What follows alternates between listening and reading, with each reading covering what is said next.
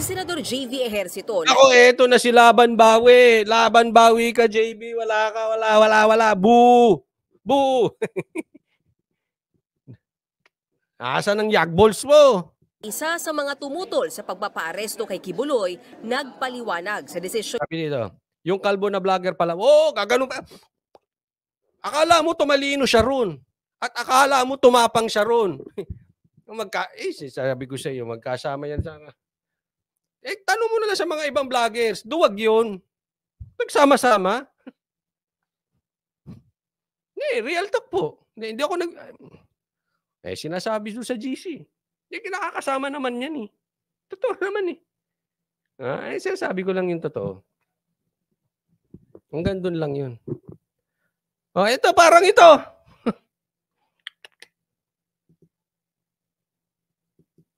Niyang bawiin ang kanyang pirma sa signature campaign ni Padilla. So, tao lang naman po tayo eh. Nagbabago rin ang isip natin. Ako hindi. There are certain factors. So, I did that. Yun, anong factors yun? Tao lang tayo, nagbabago isip. Anong factors yun? Ha? Ayan ba? Kasunduan. Hindi, ako nagtatanong lang ha. Hindi ka namin pinagbibintangan. Kasi, ang dating sa mamamayan yan, yan po ang sinasabi sa mga GC, kayo po ay nagpataas lang ng presyo. Kaya ka pumirma, nagpataas lang ng presyo, tapos, siyempre pumirma ka, papaligaw ka. Alam mo yung babae nagpapaligaw? Papaligaw, pero type niya talaga, dun siya talaga pupunta sa lalaking yun. Nagpapaligaw muna para may regalo. Uubusin muna kita. Uubusin ko muna ang regalo bago mo ko maubos. Ganon. Di ba? Ganon ang dating. Ako po, hindi ako naniniwala doon. Hindi ka ganon, JB Ejercito. Hindi ka, marami kang pera, hindi mo kailangan ng ganon. Hindi ka nagpapataas ng presyo. Pero masisisi mo ba yung iniisip ng ganon? Nagpataas ka lang daw ng presyo kaya ka pumirma, tapos bumawi ka nung nabigay na yung presyo. Hindi, yung iba naman sinasabi, hindi lang naman kasi presyo-presyo yan eh. Merong ano yan eh. May utang kayo ngayon sa akin. Di ba? You scratch my back and I'll scratch yours. Di ba? Ako hindi po ako naniniwala doon, JB Ejercito. Hindi po ako naniniwala na bayaran kayo. Na kayo ay nagpapresyo lang. Hindi ako naniniwala. Fake news yon, fake news. Fake news. Ay, nako. Di ba? Fake news. Kaya kayo na, tandaan nyo na, kayo na humusga kasi hindi ko naman kayo pwedeng diktahan eh. Ayoko naman sabihin kung sino mga susuportahan ninyo. Basta kailangan, nakalista kayo, ha? Kasi parang laban bawi, hindi maganda. Ako lang, sinasabi ko sa iyo, JB, sir, hindi maganda yung ginawa mong yun. Pangit. Withdraw because of bashing. Sanay na ako dyan. It's a matter of doing the right thing. Yun, hindi raw siya nag-withdraw dahil sa bashing. Posible. Makakapal ang mukha ng ibang politiko. Hindi ko sinabi ikaw, ha? May mga ganyan eh. Tigas na mukha, may nagrarally na nga, hindi pa nakikinig. Di ba? Sa tingin ko, hindi ka naman nagbago talaga ng dahil sa bashing. Excuse me. Dagdag pa ni Ejercito, kaya siya unang pumirma ay dahil nag-anunsyo si Justice Secretary Boying Rimulya na maghahain ng kaso laban kay Kibuloy. Kaya't pwede na raw hindi humarap ang pastor sa Senado. Pero napagtanto raw ng senador na mas mabuting magpaliwanag si Kibuloy, lalo pat seryoso ang mga akusasyon laban sa kanya. Kahit nga via Zoom, payag na raw si Ejercito. Mali ka ron? Nagbago siya kasi, kaya daw siya pumirma dahil kakasuhan naman daw ni Boying. So, hindi na kailangan sa Senado. Pero nagbago isip niya dahil kailangan siya magpaliwanag sa Senado. Abay, mali yun. Mali. Kasi kaya nga kakasuhan eh. Dahil malalim nga yung binibintang sa kanya. Bakit dyan? Bakit sa Senado? hindi sa korte. At sasabihin niya rito na wala namang masamang bumawi, 'di ba? Alam mo kung sa akin, mas mabuti pa, balik natin dito sa kanya, mas mabuti pa senator, hindi ka na lang pumirma. Oo, mas okey pa 'yun. Kasi pumirma ka ta's bumawi ka, eh, para kang babae. Ang bilis mo magbago ng isip. Pasensya na po, 'wag mo magagalit yung mga kababaihan dito, pero kasi ganyan po mga litanya, eh, 'di ba? Ang bilis magbago ng isip. Ang lalaki kasi pagka sinabi na 'yan, 'yan na 'yon. Tapos na 'yon, ha? Ang lalaki 'pag nagsalita, yes, 'pag yes, yes, 'pag no, no. Kaya nga sabi, let your yes be yes and your no be no. Oh, eh, sinabi niya, yes, hindi na dapat 'yan imbestigahan ng Senado kaya pumirma. Eh, ngayon binawi mo. Buti pang hindi ka na lang pumirma kaysa bumawi ka.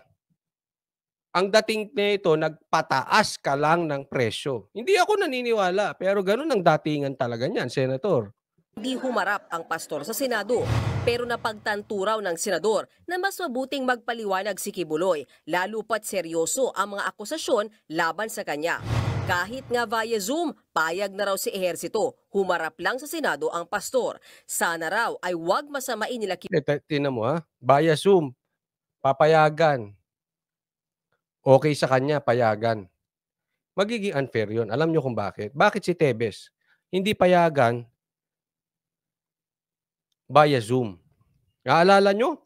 Magkaka-hearing sa kamara via Zoom, hindi pinayagan si tapos si Kibuloy papayagan. 'Di ba? Oh. Kasi si Tebes ayaw niyo payagan kasi mabubuking kayo. Si papayagan niyo kasi gusto niyong mapahiya si Kibuloy. 'Yun lang 'yun. Buloy, ang desisyon niya na paharapin sa Senado ang pastor. Si Senator Robin Padilla naman, nire-respeto ang desisyon ni Ehersito. Nagbabalita mula sa Bilib frontline. ako sa'yo, sir. Ito si Robin. Yan ang makikita mo sa magaling na leader. Kasi ang pressure niyan iba, 24 kayong senador. Oh, 'di ba? Ikaw ang unang nanindigan. Baguhan ka. Nakakatakot 'yun. Yung mga kasamahan mo doon ang gagaling mag-English. Ang tatagal ng politiko, mga de Campanilla. Tapos ikaw bigla kang mangunguna? Na sasabihin mo hindi ka papayag? Ba, anong tawag do'n?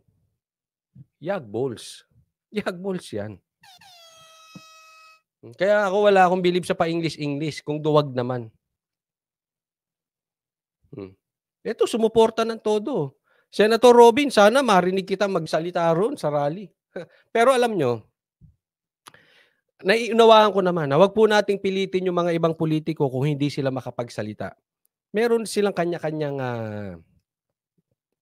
pamamaraan. Halimbawa, si Senator Robin, kahit hindi nating marinig magsalita doon sa rally ng Maisug, sa rally dyan sa Liwasang Bonifacio, okay lang yun.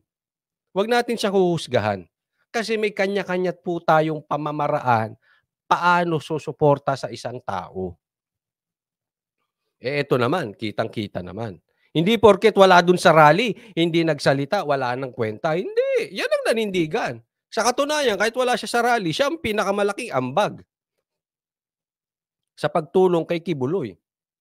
Talagang ang dami niyang tinaya dyan.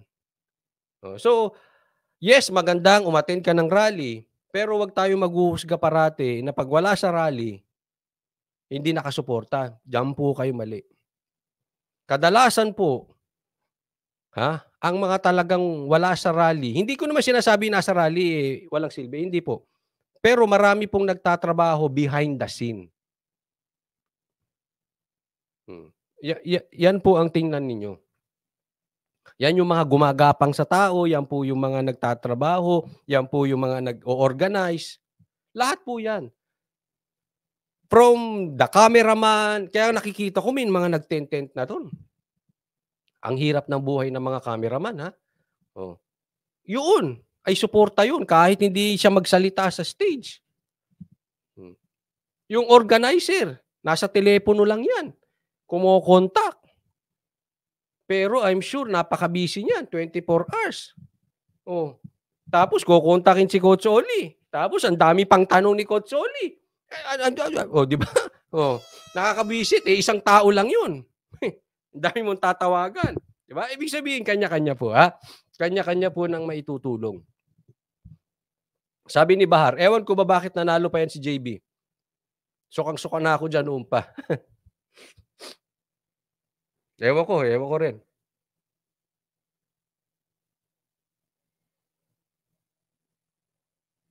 Nagsalita ba si Robin doon sa rally? Nagsalita na ba si Robin? Sabi ni Shai Sanpay, Kuya Coach Oli, nagsalita po si Senator Robin. Napanood ko sa live.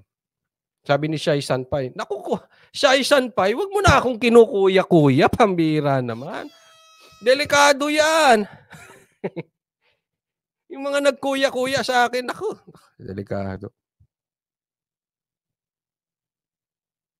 Nagsalita na sa rally through Zoom nga lang. Zoom lang. Zoom. Okay na yun. Nagsalita sa Zoom. Cesar Lube, lalo ka ng gwapo ngayon, idol. Sino, si Robin?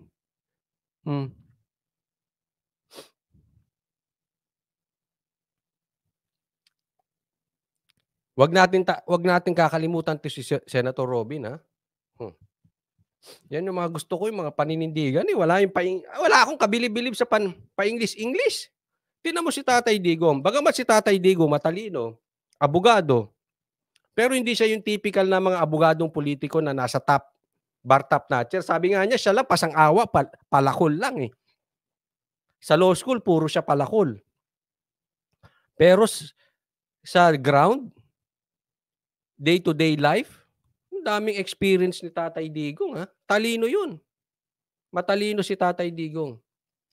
Oh, pero kita mo, mas magaling pa siya doon sa mga iba pang mas matalino kay Tatay Digong. Minsan nasa tapang 'yan eh. Ano mo pa English, duwag naman. 'Di ba?